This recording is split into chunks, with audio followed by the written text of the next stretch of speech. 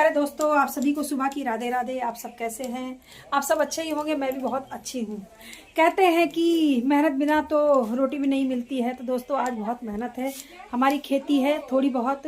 तो आज हमें जिसे बोलते हैं सरसों का तेल, तो आज हमें वो सरसों का पेड़ उखाड़ना है। कैसे उखाड़ना है मुझे आता नहीं है, पर हाँ मैं कोशिश जरूर करूँगी। आज हम सारे लोग, घर के लोग जा रहे हैं।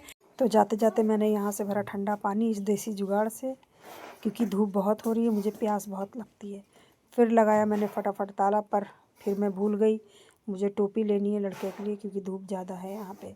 और पति देव का फ़ोन आ रहा है कि जल्दी आओ, फिर ज़्यादा देर हो जाएगी हमें। फटाफट निकलने के बाद मैंने फिर से लगाया यहाँ पे ताला।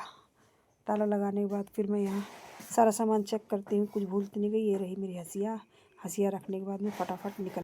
तो गाइस अब हम लोग चलने की तैयारी कर रहे हैं। अभी हमें 1 घंटा लगेगा जाने में। खेती हमारी दूर है और धूप बहुत ज़्यादा हो रही है, तो हम आपको खेती में मिलते हैं। तो इतनी उबड़ खाबड़ ज़मीन है, देखिए बच्चे फान के जा रहे हैं।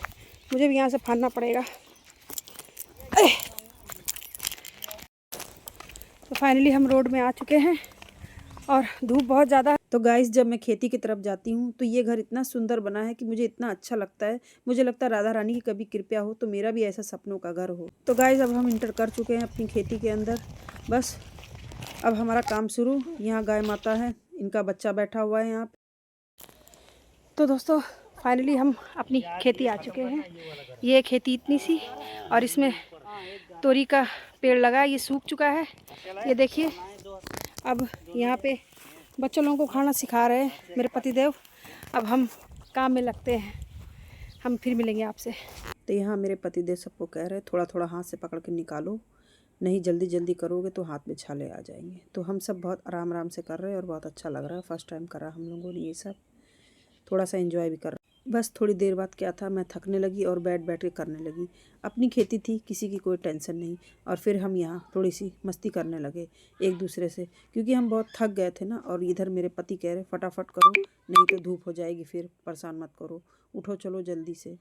फिर हम भी थोड़ी देर बैठे। मेरे बैठने के बाद मेरा बेटा भी बैठ गया, बोला मम्मी मुझसे नहीं करा जा रहा, मेरे हाथ पर लुल हो रहे हैं। मैंने कहा नहीं उठो, फटाफट करना पड़ेगा, सब कर रहे हैं, फटाफट उठो। फिर यहाँ मेरे पति ने निकाली एक मूली। मुझे बहुत खुशी हुई अपनी खेती की मूली देख के, और फिर मैं भी जुट गई, मैंने भी एक खींच के निकाली मूली। मज़ा आ गया अपनी खेती की मूली देख के, और यहाँ खाना शुरू कर दिया हमने। इतनी मीठी मूली थी कि मज़ा ही आ गया गाइस, मीठी मूली खा करके।